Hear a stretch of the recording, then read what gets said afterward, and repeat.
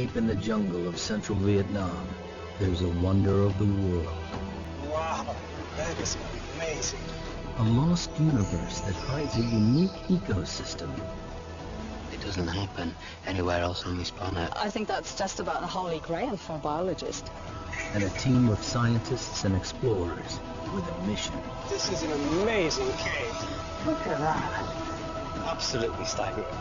To investigate a record-breaking contender for the world's biggest cave. Vietnam's Mountain River Cave, or Son Doong, is uncharted territory. And next to no one has forged the depths of this monstrous cave.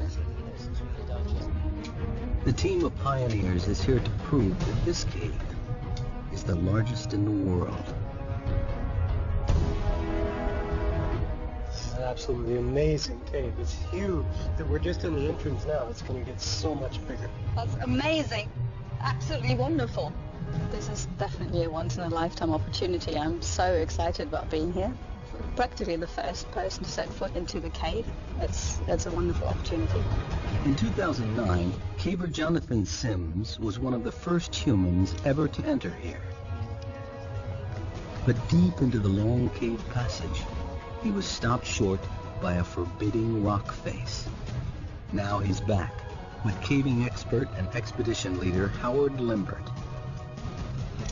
He brings more advanced climbing equipment and a commitment to reach the top of the wall.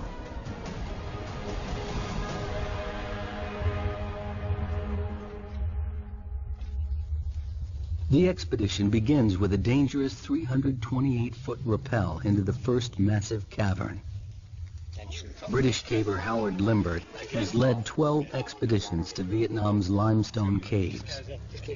This year's expedition into Mountain River Cave is especially dangerous because it's so remote.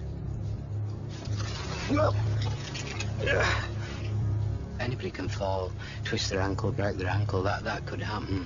And if that happens, you know, then we've got a rescue on our hands. Rope free in it! German zoologist Annette Becher is anxious to enter the unique underground world within. Scientific opportunity and a caving opportunity as well at the same time. It's fabulous. Daryl Granger is here to unravel the mysteries of Mountain River Cave. He's a world expert in cave geology. If this is the world's biggest cave, he wants to know how it grew to such record-breaking size. It's like no other cave I've ever been to. Southeast Asia is famous for its limestone geology, dating back 450 million years. Many large caves litter Vietnam, but here within Ca Bang National Park, Mountain River Cave is certainly the giant among caves.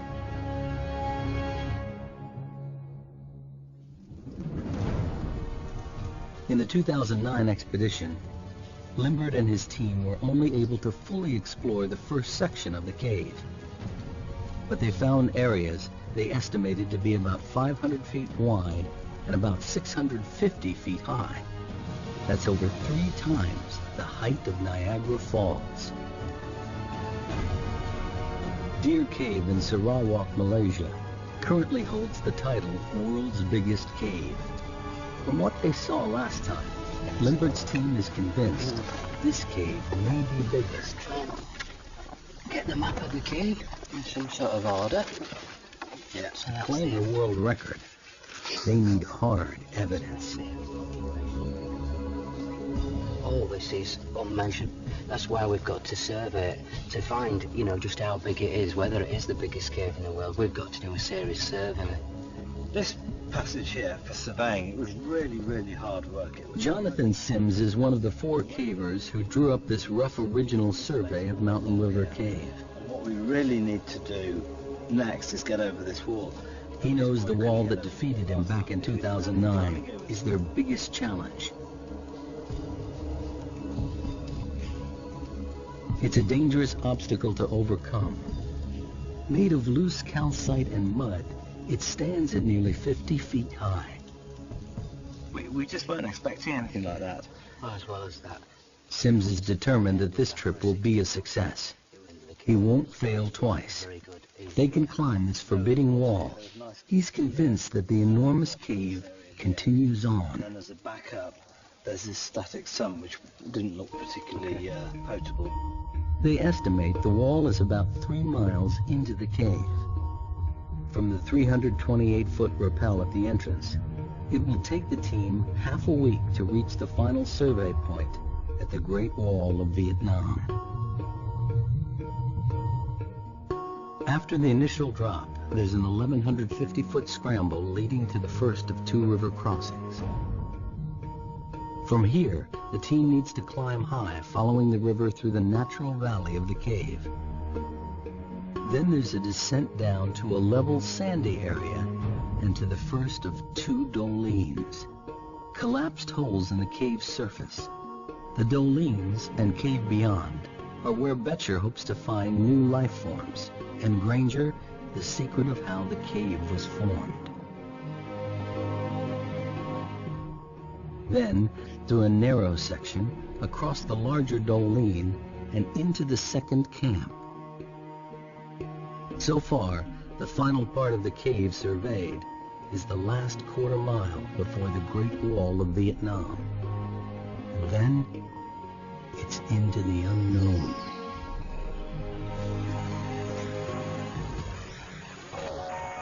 Limbert's caving team has been exploring Vietnam caves since 1990.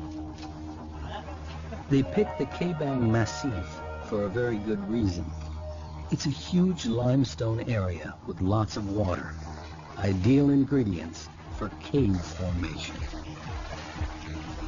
Where there's no limestone, the rivers are trapped within walls of non-soluble rocks, which hold the water in. But when it does find an exit, the results can be spectacular.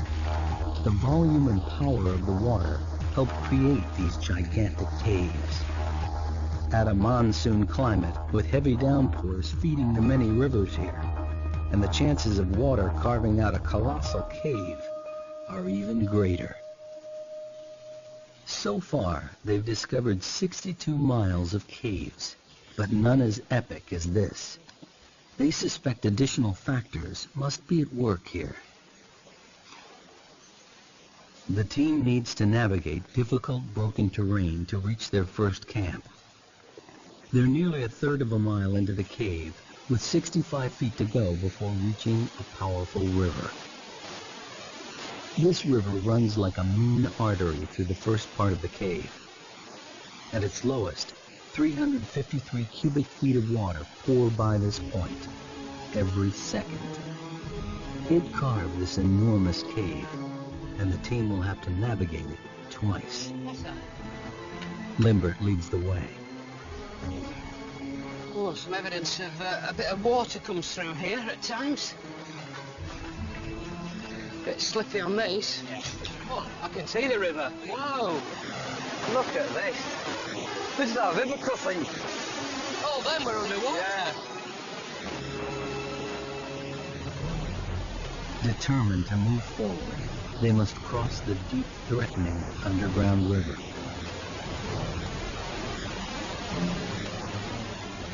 It's the last bit that looks a bit quick. So if I go up there and relay you, and then you can walk across there, probably it looks like you've got to climb up in that crack there. Couple of bolts this side, couple of bolts the other.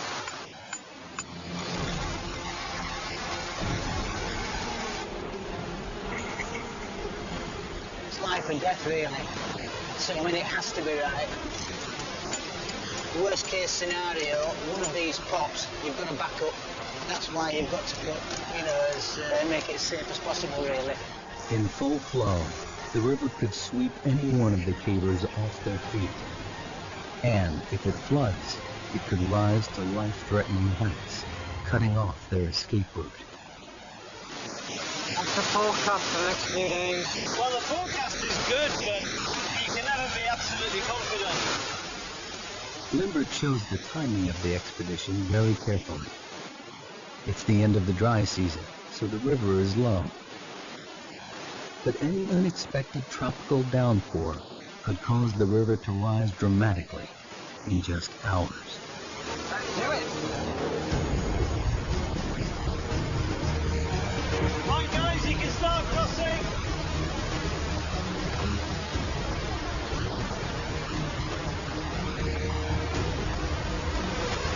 Next one!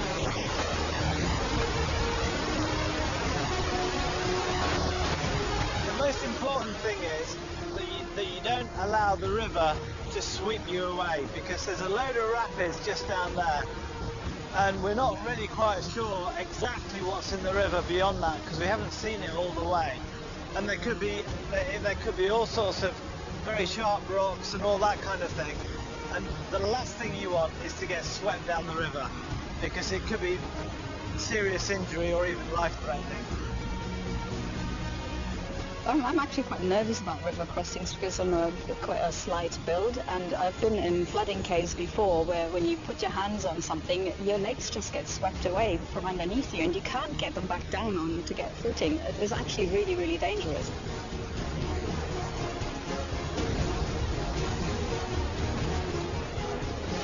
I'll put a passive block here! Hold on!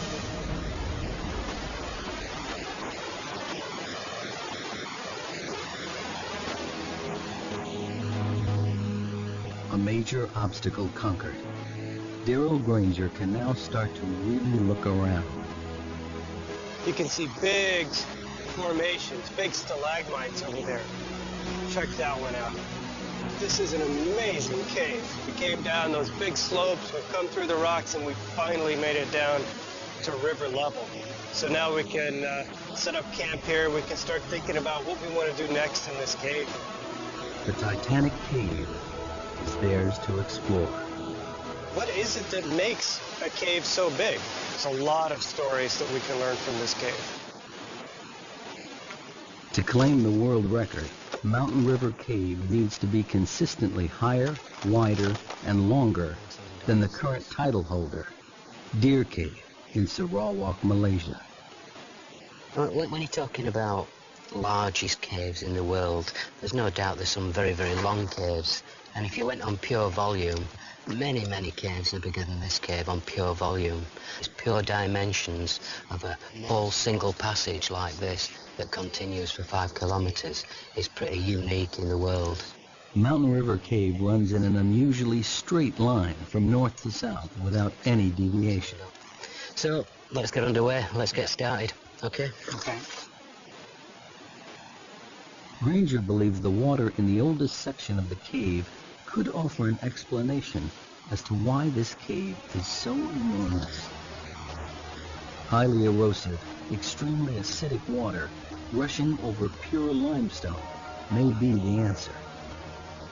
To confirm his theory, Granger needs to draw a sample.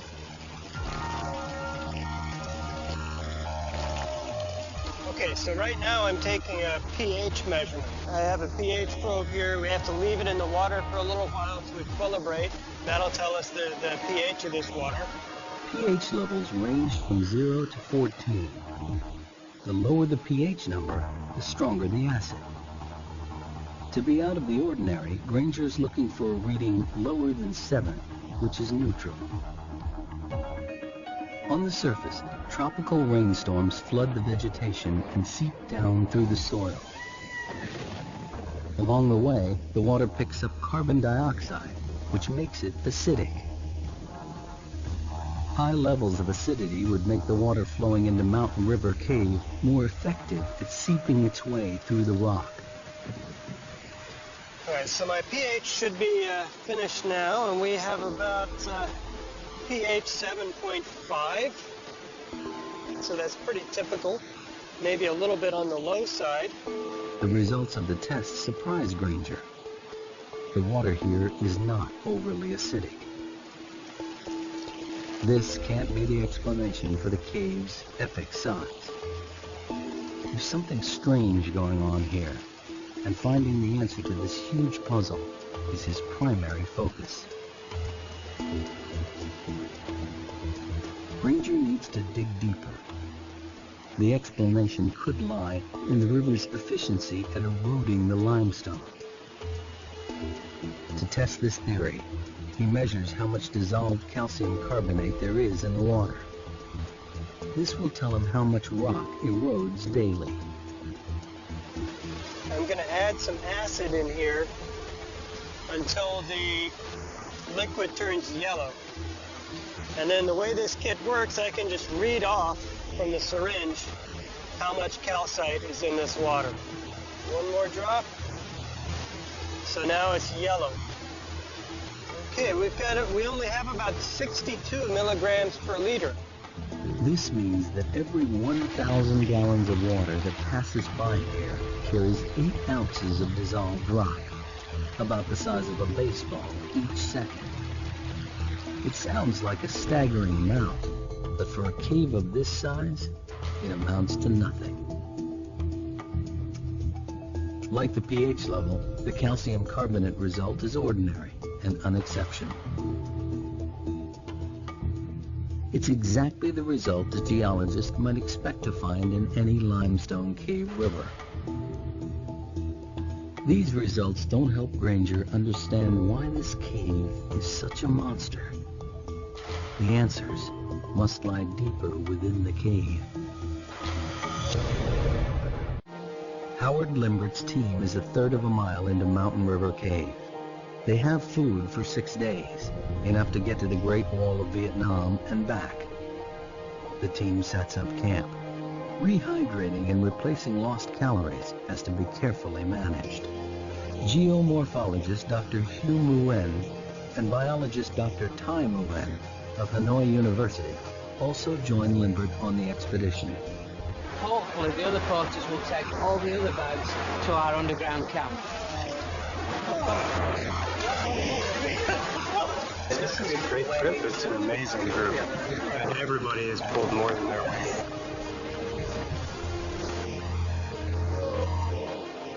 Annette Betcher goes deeper and further into the cave, looking for life. And like Granger, she's getting frustrated in her search. She is here to find undiscovered species, but so far only sees a barren landscape. It's a bit of a shame. I had great expectations, but with the wet flooding, it's had to rethink basically my approach. The team is exhausted and settles down for their first night inside the cave. The next morning, they continue over half a mile further.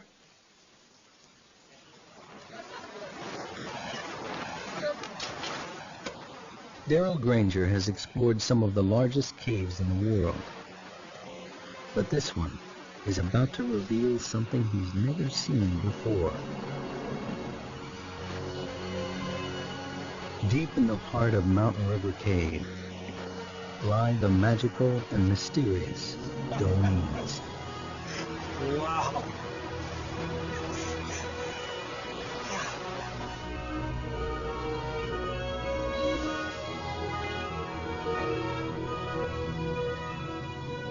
Here, the cave roof has collapsed inwards, allowing sunlight to flood in, connecting above and below ground with the vital ingredients of life, water and light.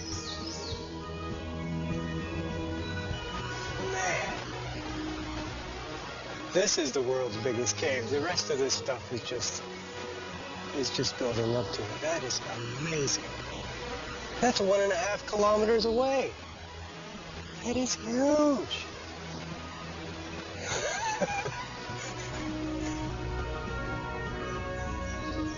But that looks like, it's 100 meters away, like we're in a normal-sized cave. That's 1.5 kilometers. It's hard to even imagine how big that passage is. Here, a unique mini jungle has taken root, 1/4 mile below the surface of the earth.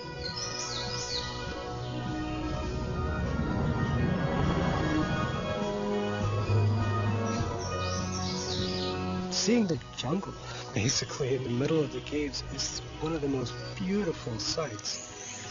It is just absolutely incredible. It's got to be one of the wonders of the world. It doesn't happen anywhere else on this planet. I think that's just about the holy grail for a biologist. For Granger, the Doling is an unexpected window into the structure of the limestone here. It's also a view of Mountain River Cave's Achilles heel. This is a good example of a special type of doling. This is a collapsed doling. So that happens when you have a cave passage and then the surface collapses into that cave. And it happened here because we have really thin beds. You can sort of see them on the back side of the wall, and they're just not strong enough to hold up this cave roof. At some point in the cave's past, the river ate away at the cave roof where the limestone beds are thinner. The river damaged the ceiling rock so much that eventually the roof collapsed. This collapse is known as cantilever failure. You can think about, theoretically at least, having a piece of rock sticking out like a diving board. You can only stick it out so far before it breaks off under its own weight. And that's exactly what happens. As you make the cave bigger and bigger, you're forcing basically a diving board of rock, a slab of rock, to stick out and support its own weight. The limestone beds in this part of Vietnam are especially thick, with very few cracks or weak points. The river tunnels through this landscape, challenging the strength of pure limestone. And the Dolines brutally reveal the few places where the rock beds are thinner, weaker, but still divine. Here, open to the sun and the rain, life thrives.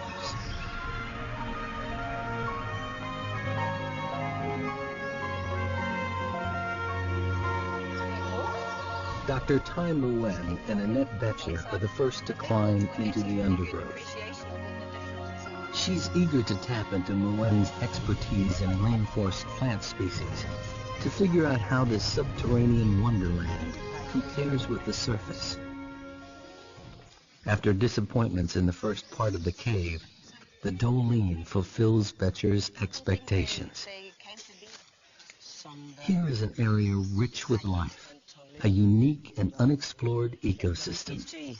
This is absolutely fantastic. It's a treasure trove for biologists, and everything that lives here has got here by complete chance. So birds have dropped seeds, plants have sprouted up. This species outside is evergreen. Okay. Yes. Right. But here it's fall down the leaf in the winter, I think so. Okay, so you think it's evergreen outside, but yes, it's deciduous in here. And so the young leaves are those, the red leaves? Are those young leaves? Okay, right. Betcher had hoped to find new species of plants evolved to flourish in this strange underground world. But Nguyen doesn't see examples of unique evolution. Instead, he thinks the plants in the Doline are showing extreme adaptation.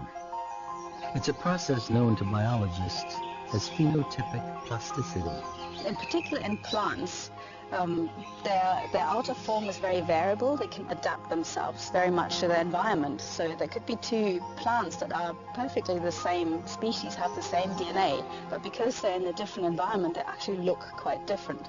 That's the plasticity bit. So I think we're seeing an example of spectacular phenotypic plasticity. Unique adaptations appear throughout the Doline. In the tropics, trees are usually evergreen due to the absence of seasons. But down here, they're deciduous, with sparse foliage and narrow trunks. Dr. Nguyen theorizes that this is how the trees adapt to the comparative lack of water, shortage of light.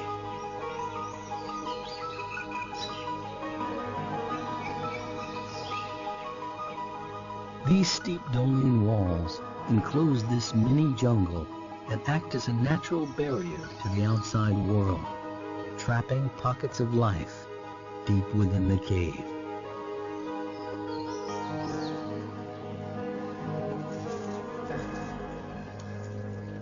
Betcher looks for soil thick enough to lay some surface traps. Alcohol will preserve any creatures that venture in. Now she must try to find any signs of life in the dark cave. But so far, the chance of finding anything of significance doesn't look good. Could the acidic water that created this cave also be destroying all life within?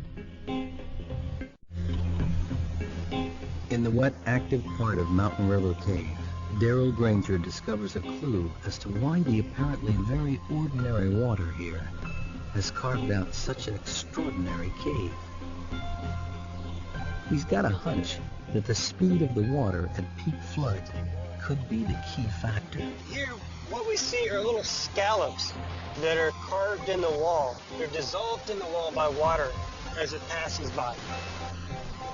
He expects to find evidence that the water runs through here at a great speed. The faster the water goes by, the smaller the scallops. So if we see big, giant scallops, they can be, up to 1 meter across. That's very, very slow-moving water. Here, they're about the size. They're about 1 inch across, a couple of centimeters across.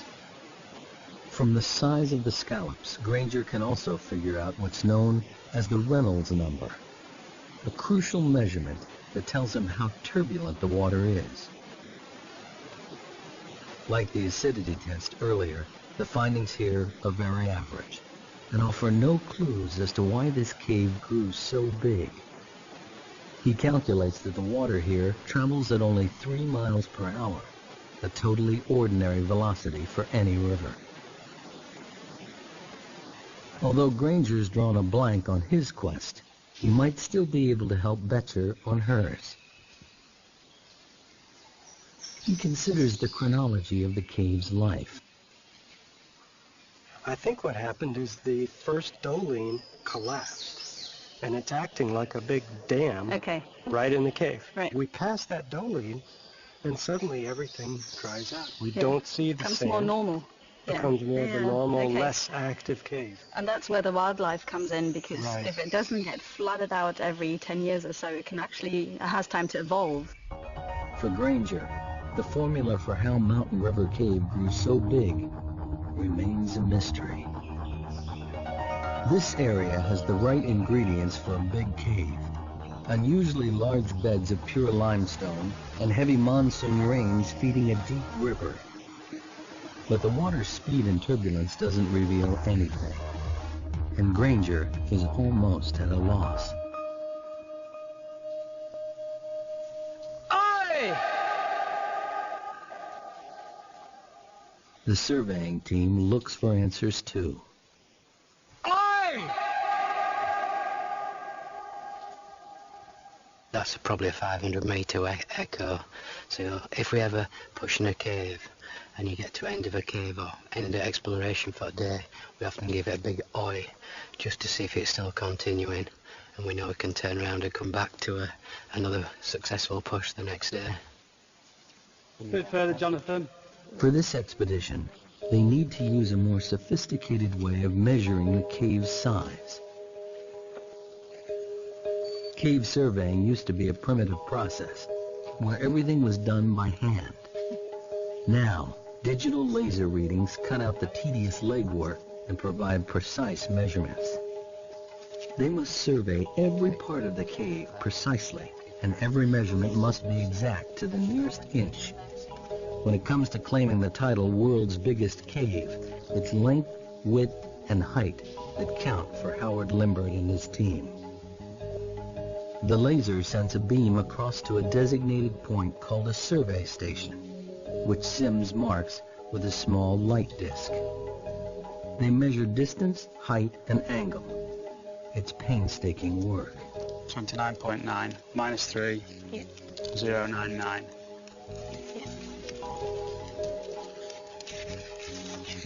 Left side. The laser beam picks out the highest point in this section of the cave. It measures 328 feet high. The Statue of Liberty could fit in here quite comfortably, with room to grow. The widest section surveyed so far is 338 feet across.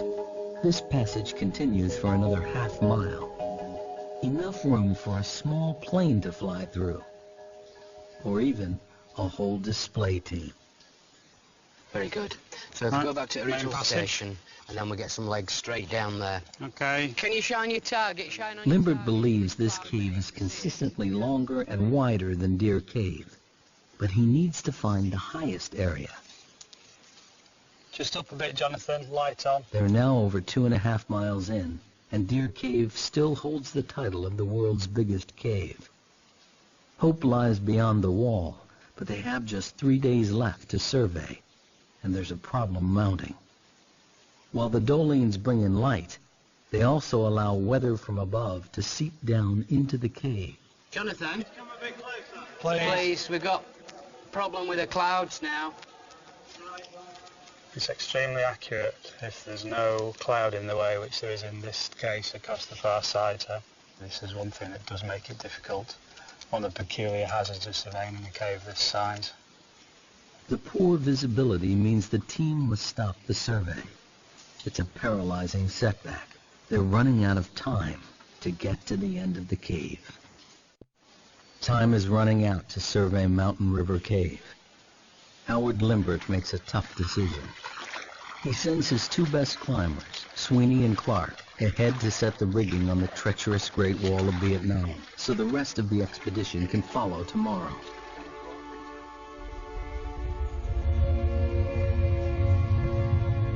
If they can't scale it, they may not finish the survey, and we'll never know just how big this cave really is.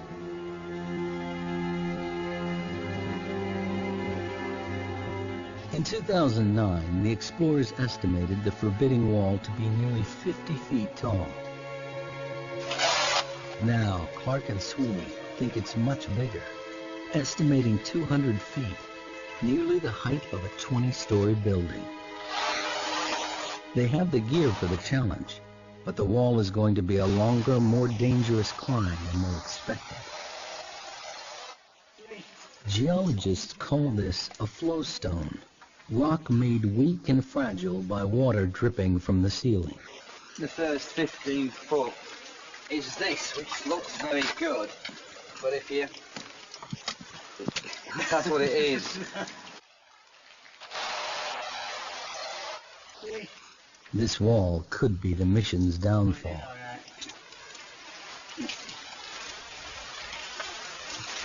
That's just mud and gravel, is that?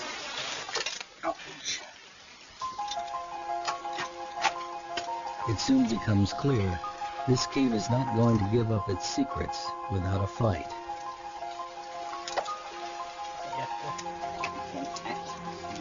It's just crumbling away. It's crumbling away. Sweeney and Clark have been building up to this for over a year. It's something that they're particularly interested in is climbing and climbing the wall. What we're climbing in is a very soft mud, calcite, and so normal bolts will just fall out. It's going to be a difficult and exhausting climb. Back at the camp, the extreme conditions are taking their toll, even on those who are not battling the wall.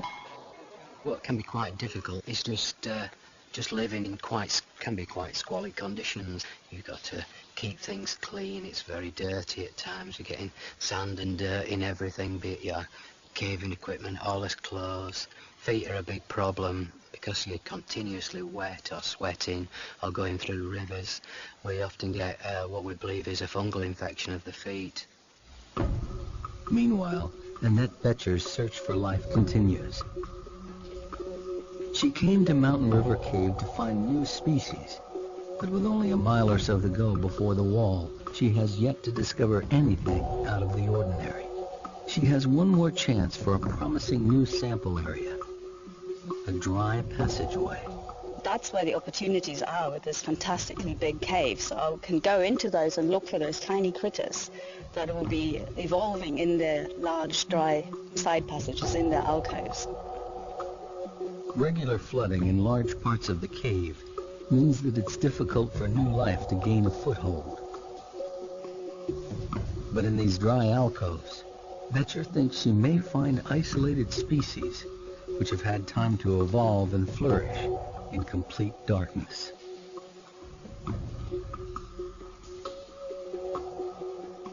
The smaller and more primitive the species, the better equipped it is to evolve quickly. Evolution takes a long time. If you have something like 2 or 3 generations a year, you can evolve at much greater speed. And mammals don't tend to have those generation times, so a white blind bat in the cave is unlikely. Because of the cave's sheer size, species can easily get cut off from each other. In isolation, Boettcher believes it's possible for weird and wonderful offshoots to evolve. Oh my word, look at these.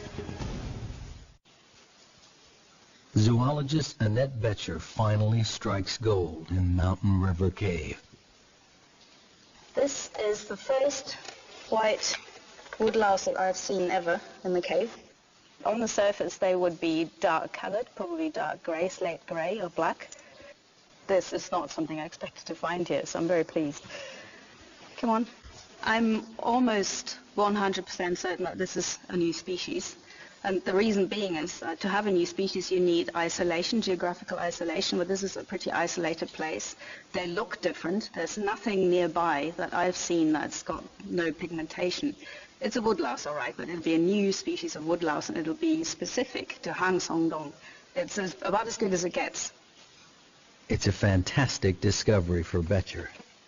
A species that has adapted to its environment and survived the great floods of water that helped create this cave. Well, there's absolutely no chance that anybody's ever seen these creatures before, and that's what really excites me. It's a wonderful discovery. The woodlouse is a clear sign for Boettcher to what's happening here. In the cave, the key to adaptation is being able to keep up with the ever-changing environment, and the organisms that most successfully adjust to the prevailing conditions have a better chance of survival.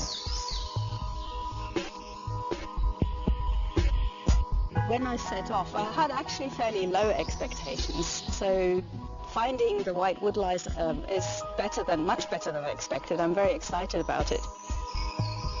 The woodlouse's evolutionary path has enabled them to survive and prosper in an environment never seen anywhere else. I would expect a new cave species probably to be pigmentless, so looking white to us and be blind. I don't think that the woodlice we found are blind. They seem to have rudimentary eyes and they can certainly sense light. So they are adapted to the cave environment. They just haven't gone the full way yet. So there is room for them to evolve more. And the next step would probably be for them to lose their eyesight.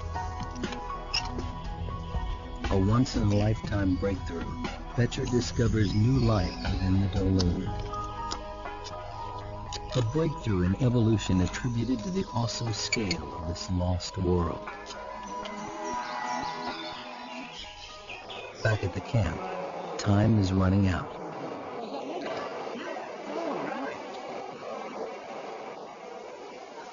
Climbers Sweeney and Clark continue in their battle to secure rigging on the wall and ready it for the rest of the team. If they don't succeed, the team can't complete a definitive survey. Limbirt and the rest of the party wait nervously for news.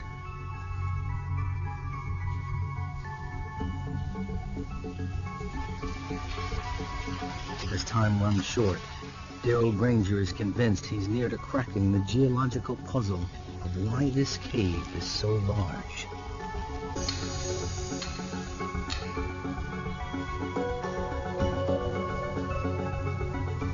Huge volumes of warm, pure limestone and a tropical climate are important factors.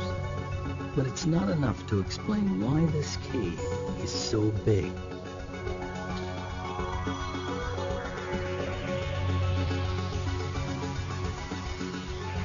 In a bid for answers, he returns to his maps of the region. So this is a digital elevation model. It shows the area that we're in, right in here. This is the Cabong National Park. Granger suspects the critical evidence lies in the cave's geography. He spots an old fault line on the map. It seems to mirror the underground route plotted by Mountain River Cave. This could be the answer he's looking for. You know, the real light bulb moment is when I saw the fault line, and then everything kind of clicked. What I noticed are these straight lines in here that goes due north and south. And remember, the cave here goes north and south. And I realized we're right on that fault right there. That's exactly what formed this cave. There's that same fault right up there.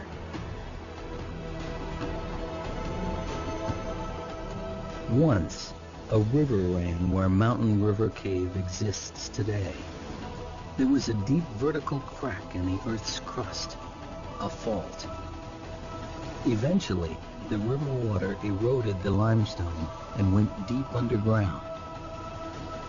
Once the water filled the fault and found the exit, the river started to erode the rock along the crack, and a gigantic cave was born. But there's another key factor. The fault was narrow. When the water began to carve this mega cave millions of years ago, the narrow shape of the fault fortified the cave. The reason the caves fall apart, the reason they break down, is often because they get too wide, and the limestone roof can't support that long a length. Here, the straitjacket of the geological fault restricts the cave's width, reducing the possible risk of collapse and allowing the cave to continue to grow in a straight line. The fault is very vertical, and that has also influenced the cave development and helped turn it into what's probably the world's biggest cave. And that's because the walls are perfectly vertical. They're nearly vertical here. And so the cave is very, very tall. The 1,300-foot-high dolines show what happens when a cave weakens. Granger has every piece in place. Unusually thick, pure limestone, a huge catchment area feeding a large river, an underground fault line, the right shape to contain a stable cave passage, and finally, a river on the limestone surface that made a cave the first opportunity. A perfect formula to build a gigantic cave. The title of the world's biggest cave could rest on reaching the top of the Great Wall of Vietnam. But first, they need to know if Sweeney and Clark have managed to climb it. 2.5 miles in, Limbirt finally gets the news he's been waiting for. His team has reached the top of the wall. The height or pitch is even more than anyone anticipated. Absolutely fantastic. The pitch is, well, we reckon it's something like 80 metres. The thing we've used about 80 metres of rope. 80-metre pitch? Good. 80 metres. 80 metres. Great news. Yeah, that's his main objective this trip, is to get up that wall, and we've done it. This morning I was very doubtful we were going to do it. I thought it was going to be too tough, but they managed to go up. They've done a brilliant job. 80 metres is a big climb in those conditions. The good news brings speculation as to what lies beyond the wall. I'm not going to be surprised if that's the end of the cave. I know Howard thinks it's going to turn left. My inclination is it's going to go straight there and terminate. But, you know, that's what we're going to find out.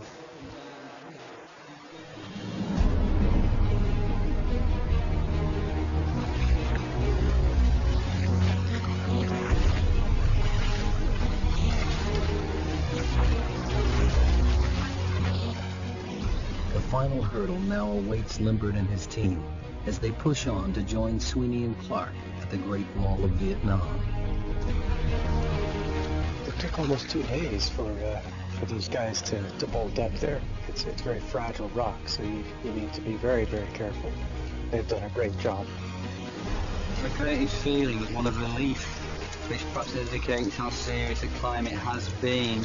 You're standing up there, you're looking down and all this, and it's absolutely tremendous. The team finally arrives at the wall. It towers above them. This is what they've been working for, their ultimate destination.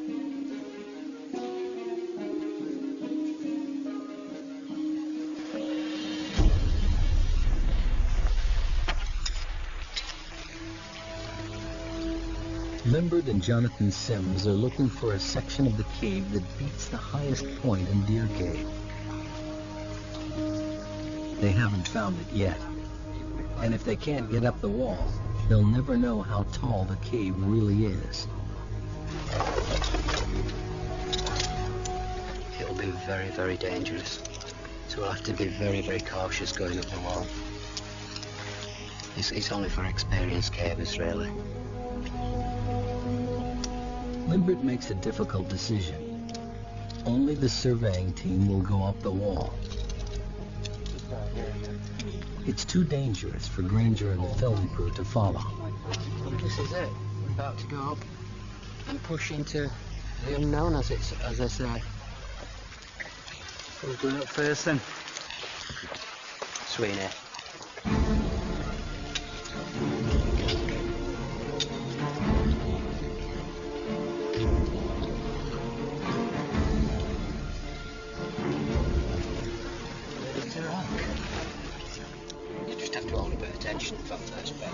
We're all on tenterhooks waiting to get over this wall to see what's next.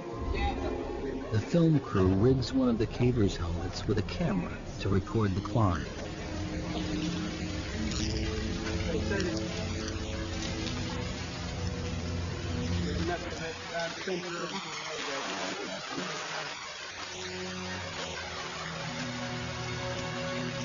We can only watch as Limbert leads the team up on the final stage of the journey. It's a whole team effort. I mean, it isn't just a few people going up a wall. It's the whole build-up. It's the sort of year of planning. It's all the prep. It's the porters. It's absolutely everything that gives a few people the chance to do something like this right at the end. The cavers attack the Great Wall.